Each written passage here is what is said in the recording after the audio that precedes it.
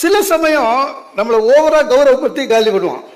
நான் எந்த ஊருக்கு போனாலும் ட்ரெயினில் போகணுன்னு முடிவு பண்ணேன்னா அரவருக்கு முன்னால் போயிடுவேன். ஒரு இடத்துல பேசிட்டு அரவருக்கு முன்னால் போகிறேன் ஸ்டேஷனுக்கு. ஒருத்தர் எஸ்ஐ போலக்குது. அவர் ஃபோன் பேசி, சார் வாங்க சார், வாங்க சார், வாங்க சார், நான் எஸ்ஐ சார், உங்கள் பேச்சு கேட்டிருக்கேன் சார், எல்லாம் சொன்னார். ரைட் சார், வாங்க சார், என்ன ட்ரெயின் அப்படின்னாரு. தெரியாமல் ட்ரெயின் பேர் சொல்லிட்டேன் சார்.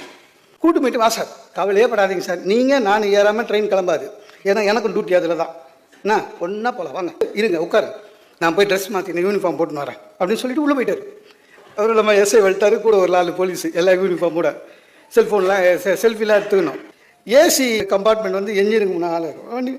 என்னை கூட்டி முறைன்னு என்னை மரியாதை கொடுக்குறேன்னு என்ன பண்ணிட்டாங்க சார், என் பேக் ஒரு போலீஸ் எடுத்துக்கணும், 4 போலீஸு எஸ்ஐ, நடுவில் நான் நடக்கிறேன். ஏசி கம்பார்ட்மெண்ட் பக்கத்தில் கண்டிப்பாக ஒரு ஜென்ரல் கம்பார்ட்மெண்ட் இருக்கும், அன்ரிசர்வ்டு. அதில் ஜன்னல் ஓரத்தில் இருக்கிற ஒரு அம்மா சத்தமாக சொல்லுது, இந்த காலத்தில் எவனையும் நம்ப முடியலன்னு. அது என்ன நினச்சிக்கிச்சு, என்னை அரெஸ்ட் பண்ணி கூட்டி போகிறாங்கன்னு.